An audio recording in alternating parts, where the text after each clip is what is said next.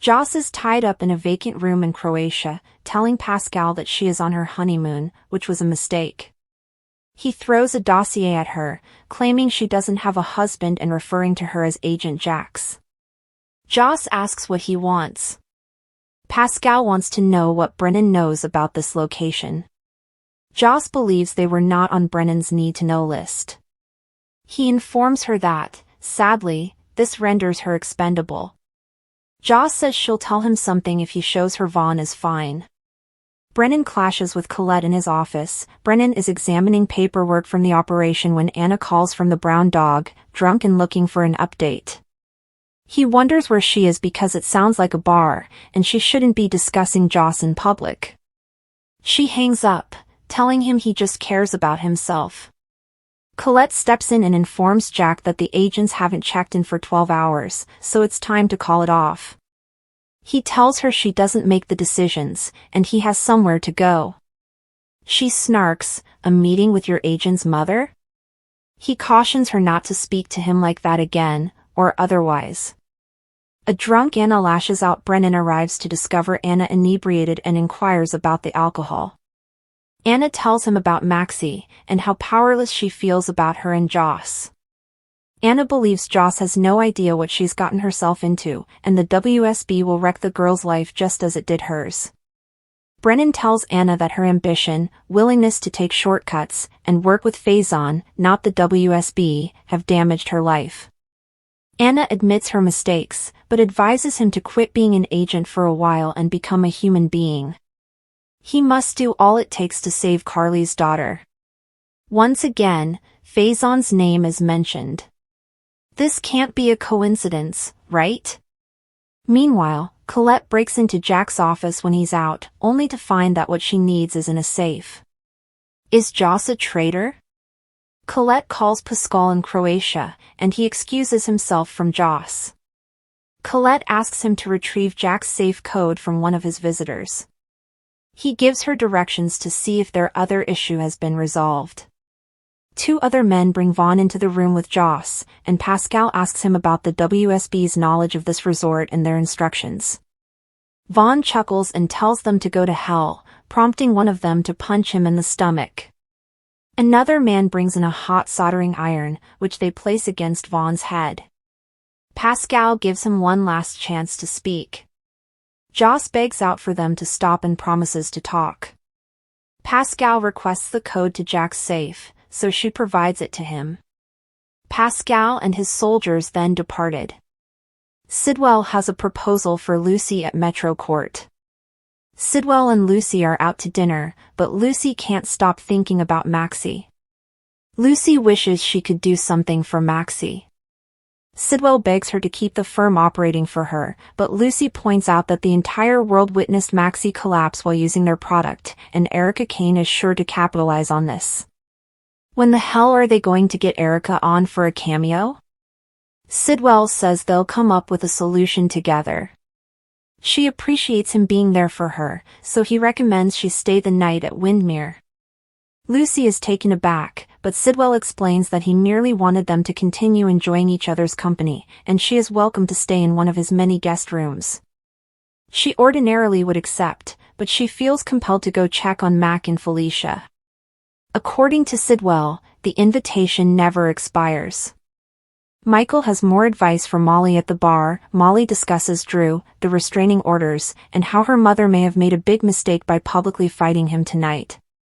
They grab a table, and Molly wonders what happened to Drew, who was once regarded as a hero. Michael is unaware that he is causing difficulty for an increasing number of people, and he must be stopped. Talk is cheap, do something already. Their chat returns to their previous discussion on Cody. Molly informs him of what she witnessed earlier, including Cody's accusation that Kristina was paying him to lure Ava away from her father for her own benefit. Molly feels exploited by her sister yet again. Michael plays devil's advocate and claims Kristina was attempting to do something pleasant for her. Molly wonders why she and Cody didn't inform her. Michael speculates that they were frightened she would have told her father. He suggests she listen to her sister and give Cody the benefit of the doubt. Has Cody ruined things with Molly? Dante goes by the Quartermain stables with a six-pack because he heard about MAXIE and felt Cody might use a beer and a companion. Cody says it's been difficult for them all, especially young James. Dante shares some tips he gained while dealing with Danny's problems when his mother was in a coma. Cody adores James, but he will eventually realize that Uncle Cody just disappoints people. Dante believes he's being too hard on himself, so Cody tells him about his latest blunder with Kristina, Molly, and Ava. Cody claims this wasn't simply for the money, and he hoped to help Molly by getting Ava away from Rick. Cody claims he and Molly were getting to know each other when a switch flicked and she began disliking him. He doesn't understand why. What should I do about Rick? After clobbering Rick, Ava proceeds to check for her pulse when Alexis walks in and notices Rick on the floor. Alexis, taken aback, inquires as to whether he has died. Kristina checks. He appears to have a pulse. Kristina shines a light into his eyes, and his pupils respond, which is a good indication. Alexis inquires as to what happened, so Kristina gives her a brief summary of what occurred between them all, and Ava adds that Rick stole all of her money, and she whacked him without thinking. Alexis exclaims, "With my favorite paperweight, too." Alexis wants to contact the cops, but Ava makes it clear that if she goes down for this, Kristina will too. Kristina informs her mother that Ava is correct. They cannot go to the police because her mother will also face embezzlement charges. Kristina claims they all have blood on their hands and are stuck together. Alexis checks on Rick before telling the women they need to seek out a solution. She adds Molly will be home soon and will not hide this from them. Kristina inquires, "What do we do with Rick?"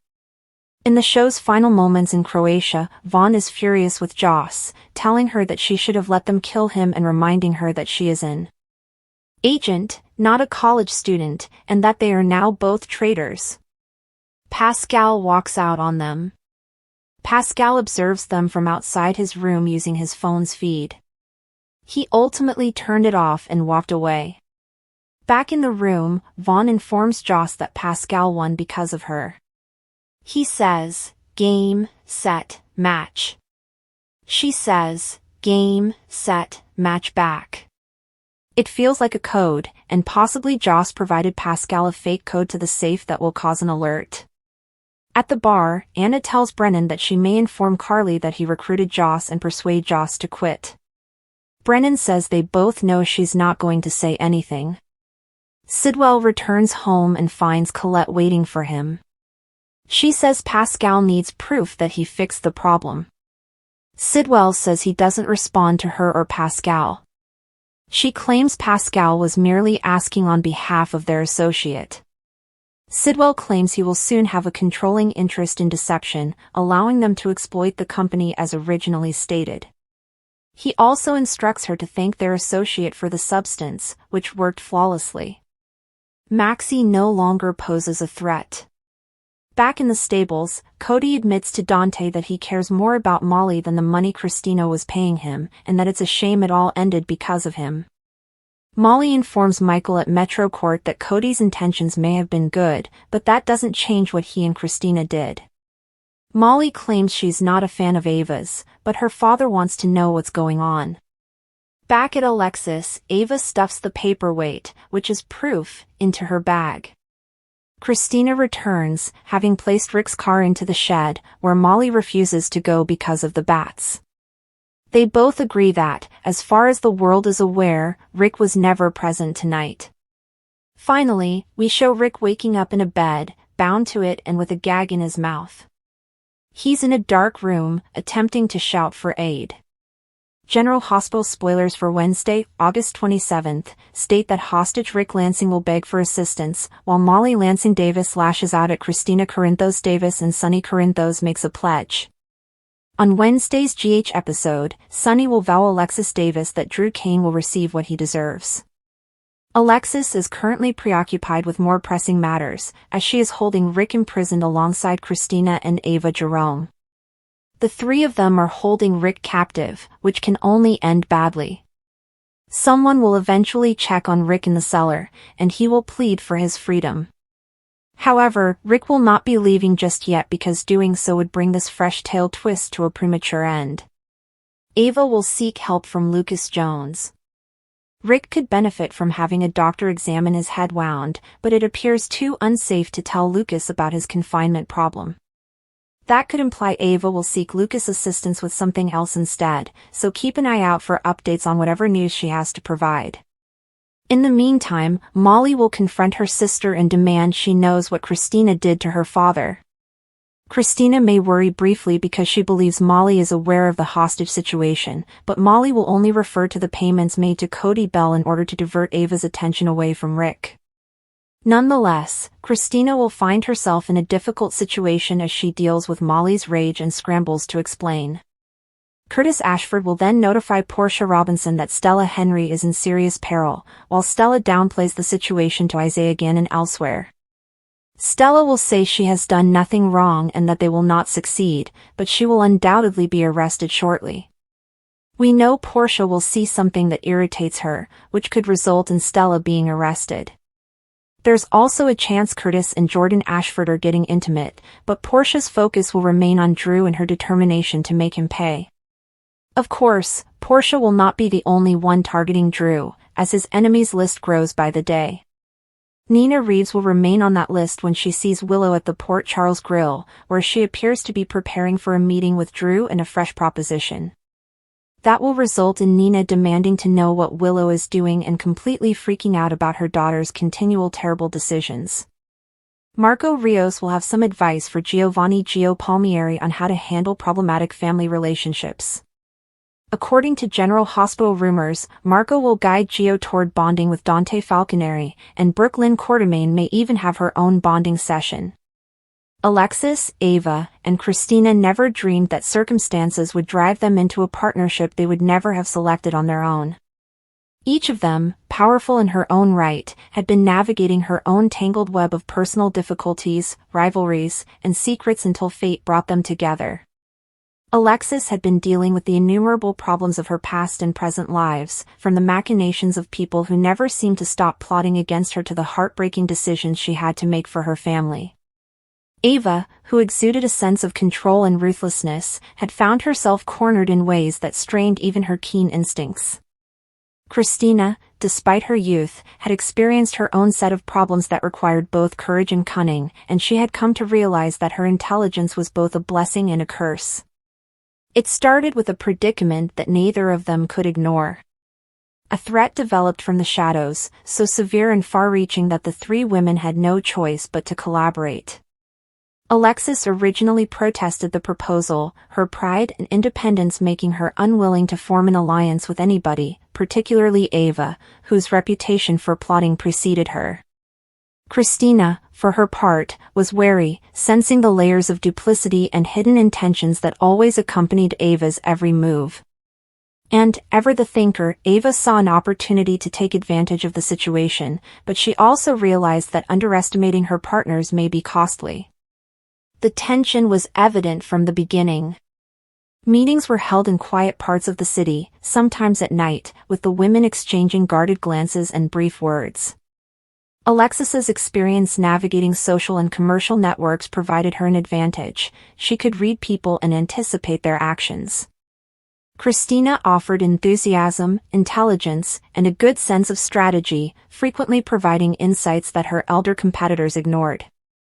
Meanwhile, Ava blended intuition with aggressive action, but it was evident that her trust was limited and that she was constantly calculating and monitoring. It was an awkward equilibrium, a dance between necessity and doubt. Despite the conflict, they began to unearth a series of occurrences that no one could ignore. Pieces of information were scattered, but with meticulous inquiry and tireless pursuit, the trio began to connect the dots. The revelation of MAXIE was a watershed event. Until that time, the mystery around her loomed huge, causing gnawing uneasiness among those who cared about her. Rumors about her disappearance and the circumstances surrounding it spread throughout their social groups.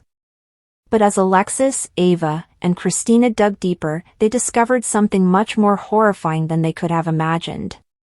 Maxie's predicament was the consequence of a series of deliberate movements, some coordinated by persons they believed they could trust and others by foes they did not completely comprehend.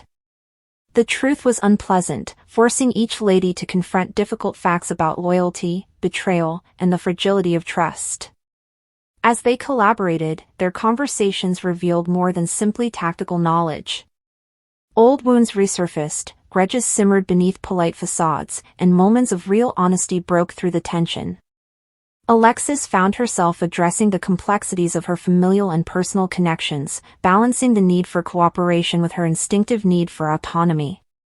While navigating the unexpected landscape of adult disagreements, Kristina discovered the limits of her patience and the depths of her resilience. Ava, who had always been the master of her own story, experienced challenges to her authority and control that put her to the test in unexpected ways. Together, they developed a relationship that was both turbulent and strangely cohesive, a frail framework based on mutual need and hesitant respect. The process of determining what had happened to Maxie involved a number of painful judgments. Each piece of the puzzle was important, and each revelation had ramifications. Alexis took the initiative in coordinating their activities, leveraging her grasp of social influence and power dynamics. Kristina's analytical mind helped them predict movements from those who wanted to stymie their progress, while Ava's intuition and connections gave important information that might otherwise have gone unnoticed. The trio's combined abilities were strong, but it was evident that trust would remain a fragile, conditional commodity. Every step forward was tempered by the realization that betrayal could come from any direction, and that making the wrong move could jeopardize not just their goals but also their personal safety. The emotional stakes were tremendous. As they pieced together Maxie's narrative, the women saw the devastating impact of human vulnerability and the lengths people will go to protect or abuse it. They determined that Maxie's condition was not the consequence of accident or misfortune, but rather a well-planned series of events motivated by complicated and often ethically ambiguous objectives. The revelation of her situation elicited a wide range of reactions: anger, determination, guilt, and empathy, all of which altered the group's strategy and interactions. It became evident that addressing the issue would require more than cleverness or strategy. It would necessitate guts, compassion, and the resolve to face tough facts. Throughout their inquiry, Alexis, Ava, and Kristina's alliance evolved in unforeseen ways. Moments of weakness emerged, revealing the human side of each woman beneath the layers of authority, ambition, and toughness. Shared experiences with anxiety, uncertainty, and high-stakes decision-making resulted in ties that were both fragile and passionate. They learned to understand each other in previously unimaginable ways, recognizing strengths and weaknesses, motives and anxieties, and how their personal experiences affected their response to issues. This better understanding influenced their judgments and strategies, allowing them to proceed with a uniquely effective blend of pragmatism and intuition. While the threat that had brought them together remained constant, the ladies learned that their collaboration could produce far greater accomplishments than any one of them could manage alone. Information was openly exchanged, resources were pooled, and coordinated activities enabled them to anticipate and combat the acts of those attempting to influence or harm Maxie. Alexis' leadership guided them, Kristina's insight honed their approach, and Ava's ingenuity and contacts ensured that important pieces of the puzzle were never ignored. In this way, necessity became a catalyst for progress, encouraging the women to use their unique skills for a greater good. However, despite their efforts, tensions persisted. Old rivalries and competing priorities could resurface at any time, reminding them that the alliance was created out of need rather than choice. Alexis, with her strong sense of morality and justice, frequently clashed with Ava's pragmatic ruthlessness, and Kristina's youthful idealism occasionally clashed with her older colleagues' measured caution. These disputes necessitated deliberate negotiation, patience, and a willingness to compromise, even if it meant going against instinct or personal preference. The delicate balance of cooperation and self-interest became a constant undercurrent in their encounters, influencing their partnership in ways that were both demanding and revealing. Throughout, the revelation about Maxie worked as both a trigger and a mirror, reflecting the larger themes of devotion, sacrifice, and the implications of making decisions in the shadow of peril. Each woman was forced to examine her own ideals, face the reality of power and influence, and reconcile the often harsh realities of the world they lived in. As a result, they got a better understanding of themselves and each other, forming an uncommon bond based on shared experience and mutual reliance. The unholy partnership, forged by circumstance and necessity, served as a testing ground for trust, skill, and resilience, ultimately strengthening them. By the time the truth about MAXIE was exposed, Alexis, Ava, and Kristina had traveled through a complex environment of deception, peril, and discovery. The experience left them transformed, with each carrying the mark of the trials they had overcome and the lessons they had learned. They had traversed the complex web of human motivations, uncovering hidden facts and confronting the consequences of both deliberate and unintentional actions. MAXIE's ordeal, while upsetting and difficult to process, served as a focal point that brought them together, forcing them to overcome differences, use strengths, and confront anxieties in transforming ways. In the aftermath, the women had to decide how to proceed. The partnership, despite being formed under stress, displayed the strength of collaboration in the face of hardship. It also demonstrated the fragility of trust, the intricacies of human conduct, and how personal interests may motivate both heroic and questionable behaviors. Alexis, Ava, and Kristina emerged with a greater understanding of their own strengths, the ramifications of their decisions, and the complex interplay between loyalty and ambition. The revelation of MAXIE's condition had been a watershed moment, requiring guts, strategy, and emotional fortitude. In navigating it, the ladies had grown stronger, wiser, and more alert to the unpredictable world around them. As they pondered on the trip that had brought them together, it became evident that the unholy alliance had been more than just a temporary necessity. It had been a breeding ground for growth, understanding, and resilience. Each lady had been put to the test in ways that called into question preconceptions, revealed vulnerabilities, and required inventiveness.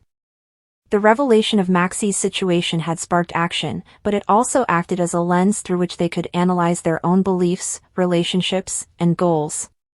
Alexis, Ava, and Kristina had not only found the truth, but also pieces of themselves that would have remained concealed if the alliance had not imposed its pressures. In the end, the encounter made a lasting impression on all three ladies. They had overcome great trials, dealt with the implications of hidden objectives, and discovered a surprising and transformational reality. Through tension, cooperation, and occasional confrontation, they had formed a partnership that, while necessary, had far-reaching consequences for how they saw themselves, each other, and the world around them. MAXIE's revelation had served as the spark, but the voyage had been far more than that. It had been a test of character, intellect, and emotional resilience, shaping their decisions and relationships for years to come. Rick's situation had deteriorated by the hour, and the poorly lighted chamber exacerbated the sense of helplessness that crowded against him from all sides. He sat on the cold, concrete floor, his wrists scraped and bruised from the homemade handcuffs that held him. Each faint sound from the passage outside made his heart race, a painful reminder of how alone he truly was. The tiny trickle of water nearby echoed in the solitude, recording time in a painfully slow manner. Rick's thoughts raced, replaying the events that had led him to this nightmare, and he couldn't help but blame himself for every mistake that had left him in the hands of someone so unpredictable. His mind drifted to Sunny. Sunny was always able to find Rick, even when he believed he was hopelessly lost. The thought offered him a glimmer of optimism, but it was swiftly replaced by the concern that Sunny might not be able to act in time. Rick attempted to calm his breathing, reminding himself that panic was pointless. He needed to think carefully and figure out how to warn anyone to his plight. The ropes biting into his skin reminded him that time was not on his side. Outside the room, Molly dashed through the halls, sending everyone who crossed her path running out of the way.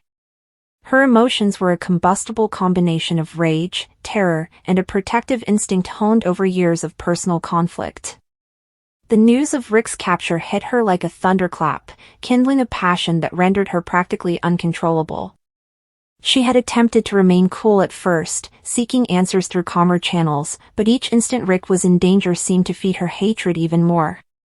Kristina had been the first to hear the brunt of Molly's rage, caught off guard when Molly accosted her in the corridor.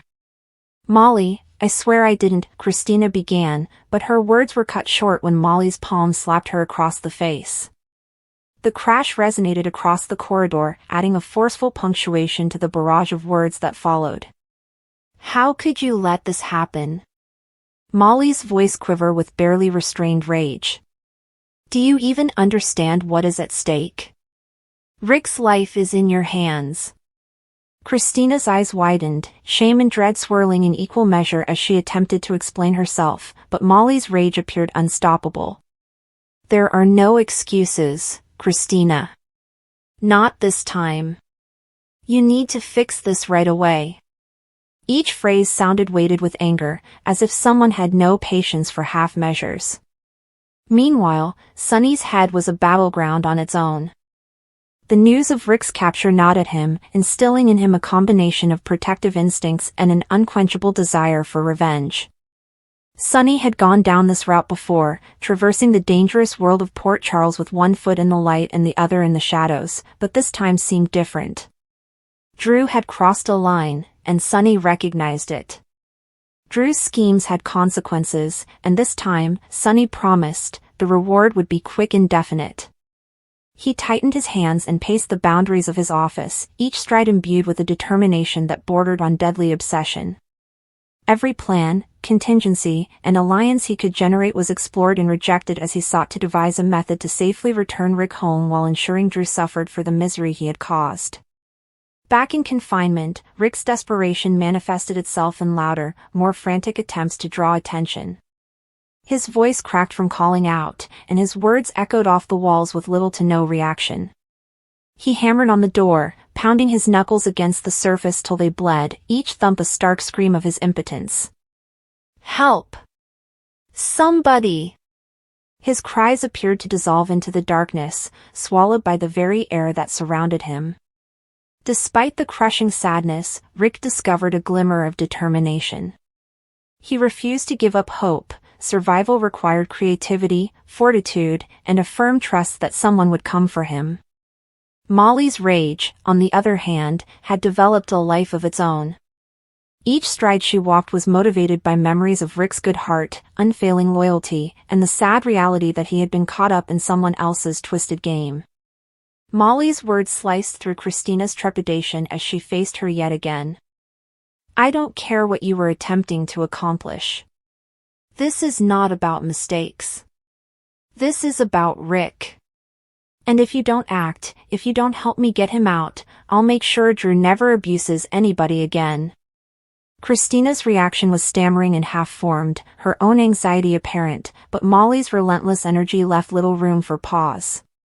Molly's tenacity was contagious, and even those who were originally hesitant were drawn into the urgency of the situation. Drew watched the gathering pandemonium from the shadows of Port Charles, calm as a predator. He was fully aware of the consequences of his actions, the waves of panic and wrath that had rippled throughout the lives of people he intended to control. Nonetheless, Drew remained certain that he was always one step ahead, his confidence verging on arrogance. Drew felt satisfied knowing that the dread he caused in Rick was visceral, primal, and unyielding. He had not anticipated the tempest that was Sunny, the fire that was Molly, or Rick's quiet determination.